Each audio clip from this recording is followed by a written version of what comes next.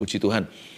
Seperti saya katakan tadi, kalau kita kumpul seperti ini, ada kuasa ketika kita sepakat. Itulah guna persatuan dalam hadirat Tuhan.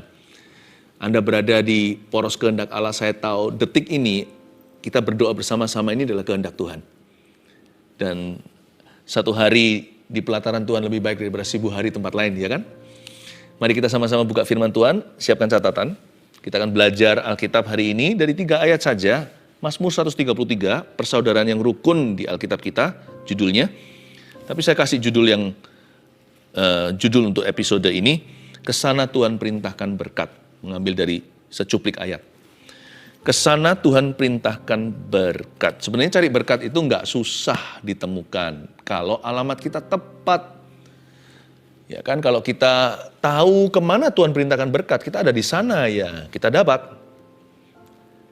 Saya yakin kok, Anda dan saya sekarang ini, kita itu berada dalam hadirat Allah bersama-sama untuk berdoa saat teduh bersama. Ini adalah kehendak Allah. Tayang hari ini kan akhir pekan. Lebih baik berakhir pekan dengan Tuhan.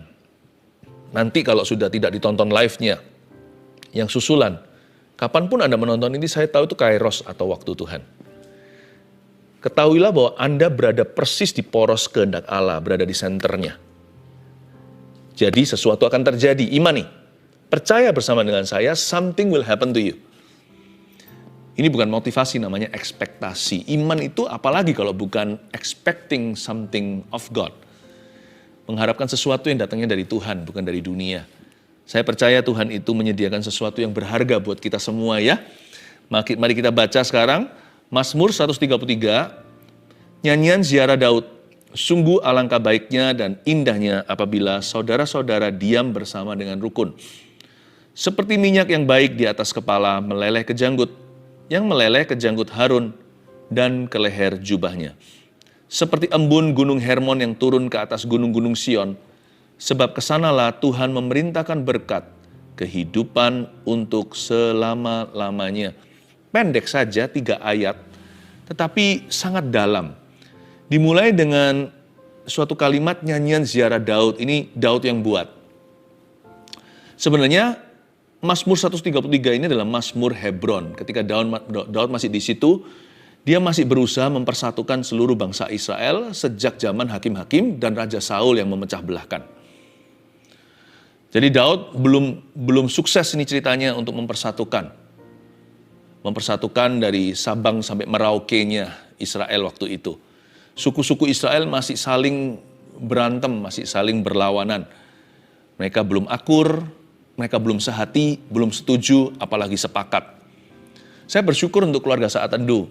Karena setiap kali kita berkumpul seperti ini, kenapa ada berkat korporat? Ada urapan bersama yang bisa dinikmati oleh individu lepas individu. Itu karena kita sama-sama menghampiri tata Allah. Bukankah Yesus berkata 2-3 orang berkumpul, dia ada di sana? Dan kita berapa orang yang kumpul sekarang ini? Waduh, hitung sendiri. Nggak bisa terhitung hanya oleh viewership. Bisa saja loh, satu screen atau satu gadget itu ditonton beberapa orang sekaligus jikalau bukan satu keluarga. Kita berapa orang ini? Bukannya kita beriman pada angka ya, bukannya kuasa itu terletak pada jumlah, bukan. Tapi kalau hati kita sama-sama sepakat, wow, betapa besarnya berkat yang disediakan Tuhan bagi umat percaya. Saya bersyukur untuk keluarga saat teduh. Dan kalau Anda punya pergumulan gini, Anda live ikut STB atau saat teduh bersama, saya tahu bahwa Anda sekalipun sendirian mungkin di rumah untuk menyaksikannya, tapi Anda nggak sendirian loh. Bukan hanya Roh Kudus ada di situ, tapi seluruh saudara seiman bersama denganmu dalam hadirat Allah. Menunya sama, terima firman-Nya, ya kan? Menyembahnya air mata, ada yang berlutut angkat tangan, ada yang duduk berdiri, ada yang lagi setir mobil, ada yang lagi di mana. Anda di rumah sakit aja sebelum terjadi pembesukan, Anda sudah dibesuk oleh kehadiran Tuhan dan juga kehadiran umat-Nya yang bersama-sama dengan Anda saat ini sedang menyembah dan dengar firman Allah, sedang doa. Live chat-nya pun masuk di komentar, doakan ini, doakan itu. Lalu tim kami di balik layar. Wow, Itu adalah dimensi kerajaan Tuhan. We are family. Kita keluarga. Makanya dikatakan di ayat 1, sungguh alangkah baiknya dan indahnya. There is power in agreement. Ya kan? Ya, the place of agreement is the place of power. Tempat sepakat adalah tempat kuasa, tempat sepakat adalah tempat berkat. Sungguh alangkah baiknya. How wonderful, how beautiful, alangkah indahnya. Apabila saudara-saudara diam bersama dengan rukun. Kita butuh atau perlu, kita membutuhkan saudara seiman. Kita nggak bisa sendirian, saya juga nggak bisa bertumbuh sendiri. Saya memerlukan keluarga rohani. Lebih dari sekedar sebuah komunitas iman. Saya perlu bergabung, saya perlu untuk I need to belong. Saya memerlukan sebuah keluarga rohani di mana saya panggil tempat itu sebagai rumah saya, rumah rohaniku. Saya bersyukur. Saya bicara begini, menjelaskan demikian dengan tujuan supaya tidak ada satupun di antara Anda merasa lonely lagi. Karena perasaan sendirian itu bahaya loh. Bisa disilusi. Kita bisa merasa bahwa kita adalah orang paling malang di dunia. Nanti jangan-jangan 7 roh lebih jahat juga turut masuk ke dalamnya, termasuk roh bunuh diri. Ketika kita sudah kalap, udah panik, udah nggak bisa melihat lagi di depan mata. Segala sesuatu kabur, pikiran kita jadi cetek, jadi dangkal, jadi pendek. Saya ingin memberitahu kepada Anda, Yesus datang ke dunia, salah satu berkat terbesar yang Yesus bawa adalah sebuah nama, Immanuel, artinya I am with you, artinya aku beserta denganmu. Kalau Tuhan menyertai kita itu ya, di dalamnya termasuk, sudah terhitung di dalam itu, berkat-berkat yang tidak bisa disebutkan satu persatu. Kalau Tuhan memberitahu kepada saya, aku memberkatimu dengan ini, maka itu saja yang aku peroleh. Kalau Tuhan berkata, aku memberkatimu dengan itu, ya hanya itu. Tapi kalau Tuhan berkata, aku beserta denganmu, saya nggak usah memperhitungkan berkat apa yang saya terima hari ini. Saya tidak perlu worry. Kalau Tuhan berjalan dengan aku, segala sesuatu Dia sediakan. Dia pasti tolong saya ketika saya memerlukan. Dia tidak akan tinggalkan. Berkat terbesar yang kita bisa dapatkan adalah hadirat Tuhan. Kalau kita punya itu, kalau Tuhan berjalan bersama dengan dirimu dan diriku, udahlah, nggak usah bawa perbekalan. Nggak usah bawa 2 pasang sepatu, istilahnya, ilustrasi saja. Nggak usah bawa ekstra uang seperti murid-murid Yesus kalau diutus. I am with you, aku Immanuel. Udah, nggak usah bawa lebih dari 1 tongkat. Nggak usah ngepak barang terlalu berlebihan. Dimanapun kau berada, pekerja mendapat upahnya. Aku menyertaimu, aku Yehovah Jireh, aku yang menyediakan. Kalau Tuhan berjalan dengan Anda, segala sesuatu indah pada waktunya. Sungguh alangkah baiknya dan indahnya apabila saudara-saudara diam bersama dengan rukun. Salah satu berkat persatuan adalah hadirat Tuhan tentunya. Ya, makanya itu nomor 1 tulis dulu ya. Kesana Tuhan perintahkan berkat, Anda bertanya, kemana? Kemana? Apa alamatnya? Kemana Tuhan perintahkan berkat? Kok bilang kesana?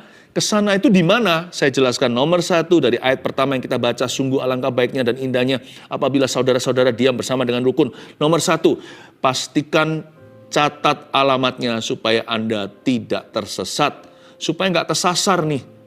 Nomor 1, hidup dalam kasih dan kedamaian itu mengundang hadirat Tuhan. Nah, ini alamat yang tepat untuk menemukan berkat. Pastikan Anda dan saya hidup dalam kasih setiap hari. Jangan hidup dalam kepahitan, jangan hidup dalam pertengkaran, jangan hidup dalam percekcokan, jangan hidup dalam kebencian. Hidup dalam kasih dan kedamaian itu mengundang hadirat Tuhan. Damai yang saya maksudkan di sini, di poin pertama, bukanlah damai yang merupakan sebuah perasaan atau bukan damai yang feeling. Damai di sini adalah sebuah komitmen hati. Aku mau hidup berdamai dengan orang lain.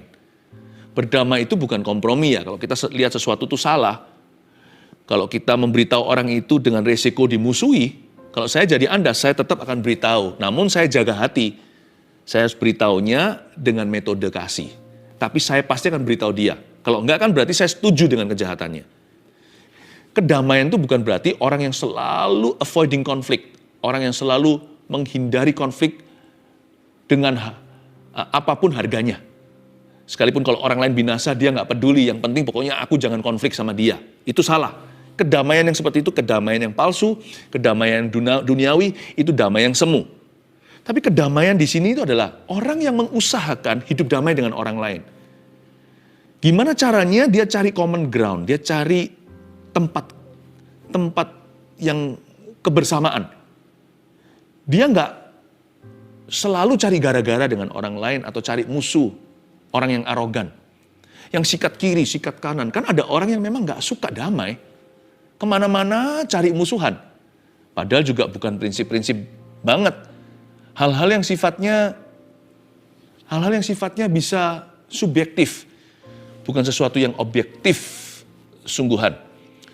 Kalau ada orang yang seperti itu tuh penyakit loh. Itu hati yang penyakitan. Pokoknya suka aja rame-rame, suka huru-hara. Sukanya yang provokasi-provokasi begitu. Kalau orang punya hati seperti itu, tahukah saudara, mungkin tubuhnya sehat walafiat, tapi jiwanya sedang sakit kusta. Bagaimana Tuhan bisa berjalan dengan orang demikian, sedangkan firman Tuhan berkata dengan jelas bahwa orang yang cinta damai disebut sebagai anak-anak Allah. Mereka yang mengusahakan damai, orang-orang yang begini loh, aku sekalipun kurang merasa cocok dengan orang itu, aku akan cari apa yang positif dari dia untuk saya rayakan. Atau sekalipun aku nggak nyambung sama dia, saya akan cari jembatannya. Atau sebuah keadaan, kita selalu dari sisi yang mengejar solusi, bukan menambah problema. Selalu mengusahakan penyelesaian. Bukan orang yang suka lama-lama dalam problema atau masalah dengan sesama. Malah kepahitan. Malah setelah itu dibawa-bawa dalam batinnya. Lalu membenci. Lalu berbuat sesuatu yang merugikan. Bukan orang yang seperti itu. Orang yang matanya tertuju pada penyelesaian. Pada solusi. Dia bukan bagian problemanya. Dia ingin menjadi bagian daripada penyelesaian. Orang seperti ini mengundang hadirat Allah. Hidup dalam kasih dan kedamaian. Makanya cintailah damai. Ya, dan juga suami istri jangan cekcok melulu. Gimana keuangannya bisa diberkati? Kalau suami istri nggak pernah sepakat, itu seperti kirbat anggur lama yang diisi anggur baru, pasti akhirnya bocor semua. Saya bukan hanya bicara tentang berkat materi. Yang lebih ngeri adalah bagaimana anaknya bisa bertumbuh dewasa dan bisa punya gambar diri yang sehat. Bagaimana anaknya bisa menjadi orang-orang yang confident, nggak nakal, menjadi orang yang percaya diri, orang yang bisa membawa diri, bukan sebagai anak yang kurang didikan. Gimana anaknya itu bisa punya rasa aman di dalam dirinya. Kalau rumah tangganya itu selalu diisi dengan teriak-teriak dari papa mama. Suami istri, berhentilah cekcok apalagi di depan anak-anaknya. Jangan berantem melulu. How can your family be blessed? Kalau orang hidup terus dalam pertengkaran, dia bukan mengundang hadirat Tuhan. Mengundang roh jahat, iya. Sebuah pesan profetik untuk Anda. Saya rasa ini menemplak seseorang dengan kasih. Terutama pasangan suami istri yang suka selalu bersilat kata, suka bantah-bantahan, suka perang. Hati-hati loh ya, jangan-jangan Anda membuka lebar pintu rumah Anda terhadap kutuk-kutuk, terhadap roh jahat di udara. Jangan-jangan anak Anda nanti akan dikorbankan oleh karena keegoisan Anda. Ayo cepat ditutup pintu itu, Tuhan berniat memberkatimu. Tapi alamatnya harus tepat, hidup dalam kasih. Apa susahnya ngalah? Udahlah gitu aja, nggak prinsip-prinsip. Nggak perlu dikit-dikit curhat, nggak perlu dikit-dikit melampiaskan. Nggak sukanya di mana. Bukankah Alkitab berkata di Amsal, orang yang gampang sekali menceritakan kekesalan hatinya, orang itu disebut orang yang bodoh. Bukan berarti kita pura-pura juga enggak. Seharusnya dari 100 masalah kita itu 75 diantaranya selesai sendiri di hati kita. 25 yang lainnya itu butuh konfrontasi dengan kasih, butuh komunikasi. Tapi 75 itu seharusnya selesai sendiri. Prejudisme, diskriminasi, perasaan keki atau perasaan kesel itu, perasaan nggak terima, gengsi, egonya kena sindir atau egonya kena iris. Harusnya gitu-gitu selesai sendiri kalau kita itu punya maturity atau kedewasaan rohani. Udahlah, apa susahnya ngalah sih? Apa susahnya kalau kita bilang I'm sorry? Apa susahnya untuk berkata you were right? Iya, ternyata kamu benar. Udahlah. Pahalanya lebih besar. Hadirat Tuhan di dalam rumah. Ada peace at home, ada damai sejahtera. Kita lihat ayat kedua sekarang. Seperti minyak yang baik di atas kepala meleleh ke janggut, yang meleleh ke janggut Harun dan ke leher jubahnya. Wow. Pertama kan alangkah baiknya kalau tinggal dengan rukun. Lalu berubah jadi minyak nih di ayat 2. Seperti minyak yang baik di atas kepala meleleh ke janggut. Kepala siapa sih? Janggut siapa sih? Yang meleleh ke janggut Harun dan ke leher jubahnya. Berarti ini minyak imamat dong. Ini bukan sembarang minyak. Di perjanjian lama, minyak yang meleleh dari kepala ke janggut itu minyak yang dituangkan. Itu biasanya pentahbisan. Nggak boleh orang biasa, di perjanjian lama ini ceritanya, nggak boleh orang biasa terima minyak urapan yang dibikin dengan ingredient khusus. Bukan ada magic di dalamnya, bukan. Tetapi itu sesuai tuntunan Tuhan. Sesuai instruksi yang diberikan kepada Musa. Itu minyak dikhususkan hanya untuk imamat. Ya, bukan dioleskan begitu, bukan dipercikkan, tapi dituangkan. Jadi ini minyak yang dituangkan di atas kepala imam. Berarti ini bukan sekedar, minyak urapan biasa atau apa. Ini bicara tentang roh pelayanan. Nomor 2, melayani umat Tuhan itu mendatangkan pengurapan. Ini alamat yang tepat untuk berkat. Gimana hidupnya bisa mengalami berkat Kristus? Kalau dia hidup bagi diri sendiri. Bagaimana Anda bisa mengalami kepenuhan Kristus? Kalau sampai hari ini, yang Anda pikirkan, yang kita usahakan hanyalah untuk kepentingan diri sendiri. Minyak ini hanya dicurahkan ke atas kepala orang yang melayani. Hari ini nggak perlu kita tafsirkan ini sebagai kepala pendeta. Tapi kepala setiap orang yang sungguh-sungguh ingin melayani sesamanya. Tuhan nggak mau kita itu setelah ditebus oleh darah Yesus lalu hidup bagi diri sendiri lagi.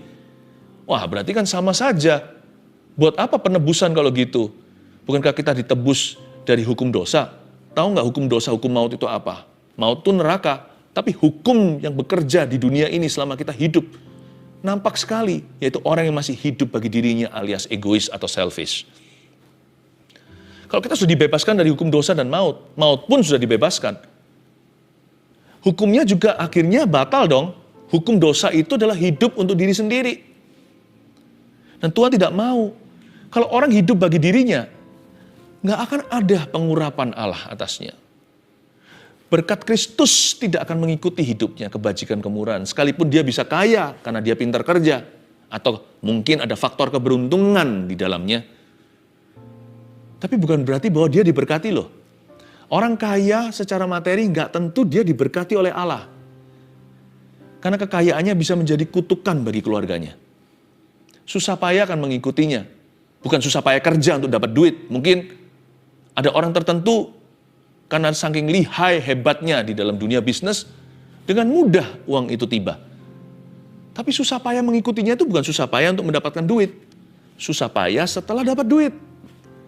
Keluarganya nggak jadi lebih dekat sama Kristus, semakin rusak, mereka bukan semakin rukun, semakin akrab, mereka semakin menjauh, hubungannya semakin retak. Susah payah mengikutinya. Yang namanya materi, itu nggak bisa menjamin kebahagiaan. Jadi Tuhan mau kita untuk melayani Tuhan. Nah, orang yang melayani umat Tuhan, Tuhan menjanjikan pengurapan dalam dirinya. Tahukah bahwa ministry itu menguntungkan kita lebih daripada kita menguntungkan ministry? Ministry benefits you more than you can benefit any ministry. Sebuah pelayanan itu diuntungkan dengan kita sumbangsi, saya ngerti. Tapi yang kita nggak sadari, karena kita seringkali silent atau seringkali diam soal itu, lebih banyak lagi benefitnya dari pelayanan dalam kehidupan kita dan keluarga kita. daripada yang kita bisa kontribusikan dalam pelayanan manapun. Kelihatannya saya sedang melayani, tapi saya sedang menerima. Dari di dalam pelayanan yang saya jalankan, ada berkat Tuhan untuk saya dan keluarga saya. Minimal ya, kalau bukan materi, kami menjadi orang yang berkenan kepada Allah. Hati kami jadi benar berada di posisi yang tepat dalam hidup ini. Our heart in the right place. Coba bayangkan. Pelayanan itu membuat kita whole atau membuat kita itu penuh. Ministry makes us whole. Karena itu, hari ini kan tayangnya akhir pekan. Besok hari Minggu jangan main gereja-gerejaan. Kalau Anda sudah bergereja, berikan dirimu. Sisihkan waktu, Tuhan gak suruh kita jadi full-timer kalau memang bukan panggilan. Sisihkan waktu sesuai dengan talenta apa yang Anda bisa. Cocokkan dengan visi gereja di mana Anda berada. Apa yang bisa Anda bantu? Toh semua pelayanan itu kan membantu sesama, membantu manusia. Ministry itu kan ujung tombaknya itu menjamah seseorang. Ya kan? Berikan dirimu. Saya dorong ya. Kalau hari ini tayangnya Sabtu, saya dorong Anda besok Minggu dengan mata elang cari-cari di mana tempat Anda. Dan jangan yang kita incar itu mimbar, panggung, karena kita tidak boleh punya roh tampil. Kalau memang kita harus ditampilkan, itu karena memang kita excellent di bidang itu, atau memang adalah orang-orang yang sama Tuhan dijadikan alat pilihan. Itu pun bebannya besar. Tapi kalau Anda mau melihat di mana tempatmu, carilah kebutuhan yang paling sederhana, isilah, berilah dirimu. Gak peduli Anda dan saya, mungkin Anda adalah orang yang sangat berstatus di dunia ini, gak peduli status ekonomi, status sosial Anda. Ministry melayani itu berarti menghambakan diri pada Kristus demi umatnya. Ini alamat tepat. Kesana Tuhan perintahkan berkat. Lihatlah nanti, tiba-tiba suami istri pulih sendiri pernikahannya. Padahal dulu cekcok melulu. Sejak mereka melayani, mereka gak jadi orang yang egois lagi. Pelan-pelan dikikis. Suami mulai menjalankan yang namanya servant leadership di rumah. Bukan kepemimpinan diktator, tapi kepemimpinan hamba. Istri pun mulai mengerti posisinya ketika dia melayani umat Tuhan. Dan dia di dalam roh pelayanan, Roh Kudus juga akhirnya mengajari dia sebelum dan sesudah melayani. Diajari gimana menundukkan diri. Betapa indah, anak muda juga yang liar bisa menjadi anak yang baik di rumah. Karena mereka mengerti, mereka diajari bahwa kalau kita melayani, kita harus persiapan hati. Gak boleh kita pelayanannya seperti ini, di rumah kelakuannya beda. Wow, ada urapan yang mengubahkan. Dan nanti kita bawa spirit yang seperti itu, spirit pelayanan itu dalam tempat kerja kita. Tiba-tiba promosi terjadi. Why? Kenapa? Karena orang melihat etika Anda berbeda. Kejujuran pun mulai mendominasi. Yang dulunya suka bohong, suka menipu, atau suka sikut kanan kiri. Sekarang mulai ada roh takut akan Tuhan. Tentunya memang saya tahu dalam pelayanan orang juga bisa munafik sih. Tapi pelayanan kalau dijalankan dengan benar, besar benefitnya. Lebih gede benefit yang kita terima dari pelayanan kita jalankan daripada sumbangsi kita. Ya, ini catat alamat berkat. Melayani lebih sungguh. Tuhan telah melayani lebih dulu kepadaku. Melayani umat Tuhan itu mendatangkan pengurapan. Yang ketiga, seperti embun gunung Hermon yang turun ke atas gunung-gunung Sion. Sebab kesanalah Tuhan memerintahkan berkat kehidupan untuk selama-lamanya. Luar biasa ya, kalau kita itu hidup dalam kasih, hidup dalam kedamaian yang disengaja, gak cari gara-gara. Lalu kalau kita itu memberi diri untuk melayani, gak jadi orang Kristen biasa-biasa, nanti berkat Tuhan itu bisa komplikasi sendiri. Coba Anda lihat ya, seperti embun gunung Hermon yang turun ke atas gunung Sion. Titik tertinggi di Israel itu gunung Hermon di utara sana. Dan kalau dia lagi winter atau musim dingin bisa bersalju. Tempatnya skiing juga atau mereka itu olahraga musim dingin. Nah itu turun ke bawah, mulai sampai ke gunung-gunung Sion. Itu turun ke selatan lagi, itu sampai ke Laut Mati. Melalui sungai Yordan tentunya ya. Sungai Yordan itu kan panjang. Nah, air gunung es itu sampai ke Sungai Yordan jadi air dingin biasa.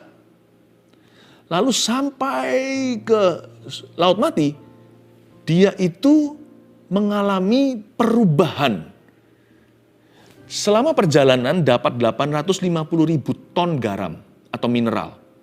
Hingga mencapai titik terendah di dunia, yaitu Laut Mati di sebelah selatan Israel itu, yang gajah pun kalau dicemplungkan ke sana itu mengapung ke permukaan.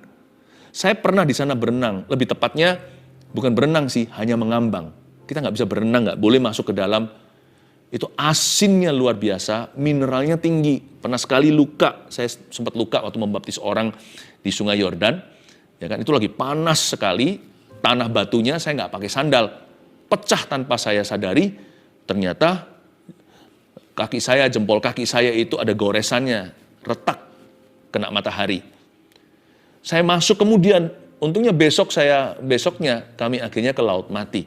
Di Laut Mati, saya masuk ke sana, perih sekali, keluar, nutup loh luka basahnya.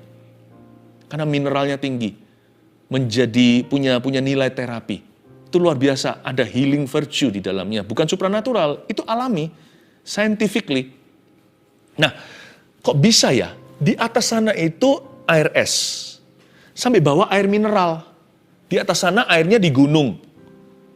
Air biasa, Anda jangan coba sekali-kali jalan di atasnya. Anda bukan Yesus, bisa tenggelam. Tetapi sampai di bawah, mobil tank pun kita lempar ke situ, mungkin saya berlebihan, itu bisa mengambang. Kok bisa ya? Komplikasi loh, berkat tak terduga. Dengan kata lain di ayat 3 ini. Kalau kita hidup dalam damai, dalam kedamaian, dalam kasih dan dalam kedamaian yang kita sengaja. Kita melayani lebih sungguh. Nanti ya, ada banyak berkat yang Tuhan berikan. Dia perintahkan ke dalam hidupmu itu berkat yang tidak terduga, yang nggak bisa ditiru, nggak bisa diulangi lagi oleh orang lain. Satu-satunya untuk Anda dan keluarga Anda. Komplikasi indah. Nomor 3. Berkat yang Tuhan perintahkan itu lengkap dan tahan lama. Makanya disebut di sini sebab kesanalah Tuhan memerintahkan apa? Berkat. Lalu kehidupan untuk selama-lamanya. Sudah berkat kehidupan lagi. Untuk selama-lamanya lagi. Apa maksudnya? Pokoknya. Kalau Tuhan melihat Anda hidup konsisten dalam kasih, hidup dalam kedamaian, melayani lebih sungguh. Berkat yang Tuhan berikan karena Dia perintahkan ke dalam hidupmu adalah berkat yang lengkap, susah payah tidak mengikutinya. Berkat yang penuh. Saya nggak bicara tentang otomatis kita itu akan diperkaya secara materi apa. Bukan. But God knows what you need. Tuhan tahu apa yang Anda butuhkan. Bahkan Tuhan juga mempertimbangkan apa yang menjadi keinginan. Allahku akan mencukupkan dalam kemuliaannya dalam Kristus Yesus. Berkat yang Tuhan perintahkan itu lengkap. Nggak hanya lengkap. Kehidupan untuk selama-lamanya, tahan lama. Ditutup backdoor-nya atau pintu belakang itu ditutup erat-erat. Berkat yang tiada kebocoran, yang bisa menjadi perjanjian turun-temurun ala Abraham, Ishak dan Yakub. Covenantal blessings, bukan hanya berkat yang hit and run, tabrak dan lari, berkat sekali-kali, tapi apapun yang Tuhan kasih dalam hidupmu ya, kalau itu keluar dari hidup dalam kasih dan damai, kalau itu keluar dari roh pelayanan yang sungguh-sungguh, lihat ya, apapun yang Tuhan berikan, itu nggak gampang menguap. Baik itu materi kayak atau bukan, nggak gampang lenyap. Berkat yang Tuhan kasih itu, kehidupan untuk selama-lamanya. Apapun yang Tuhan berikan pada Anda, sekalipun itu adalah berkat sementara di dunia, itu pun nggak gampang meninggalkan keluargamu. Itu bisa turun-temurun menjadi berkat perjanjian, ala Abraham, Ishak, dan Yakub. Nggak seperti orang-orang dunia, cepat dapat, cepat lenyap. Tetapi anak-anak Tuhan, sekali dia dapat, talenta itu berkembang dari 1 menjadi 2, 2 menjadi 5, 5 menjadi 10. Karena Tuhan kalau memberikan berkat kepada kita itu sifatnya permanen. Materi atau bukan. Makanya itu kalau Tuhan memberkati ayahnya. Nanti lihat. Ayah ibu itu kalau hidup dalam damai yang diusahakan. Cari solusi, penyelesaian. Belajar untuk berkorban. Belajar untuk memikul salib pribadinya supaya orang lain jangan pikul salibnya. Nanti lihat ya. Anak-anaknya ke bawah. Bukan hanya mereka yang diberkati. Anak-anak mereka adalah keturunan yang diberkati. Semakin turun, semakin menjadi-jadi. Papanya pintar bisnis, Tiba-tiba dari anaknya nanti muncul yang lebih pintar dari papanya. Atau bisa pintar hal-hal lain yang papa mamanya pun nggak punya bakat. Kadang-kadang semua orang jadi kaget. Kakek neneknya pun bisa tidak mengerti. Loh kok bisa? Siapa di keluarga kita? Di pohon kehidupan, pohon keluarga, family ini. Yang bisa, yang punya bakat demikian. Nggak ada. Tiba-tiba anak Anda korsleting sendiri oleh karena sorga. Bisa punya keahlian yang luar biasa. Hampir-hampir ajaib di dalam keluarga Anda. Karena tidak ada orang yang pernah berbakat demikian sejak Adam dan Hawa di dalam family tree-mu. Komplikasi itu luar biasa nanti. Karena Tuhan berkata, berkat yang Tuhan perintahkan itu turun-temurun. Kehidupan untuk selama-lamanya. Amin. Ya, saya ulang lagi, ke sana Tuhan perintahkan berkat kemana aja? Terapkan ini dalam hidupmu. 1, hidup dalam kasih dan kedamaian itu mengundang hadirat Tuhan. 2, melayani umat Tuhan itu mendatangkan pengurapan. 3, berkat yang Tuhan perintahkan itu lengkap dan tahan lama.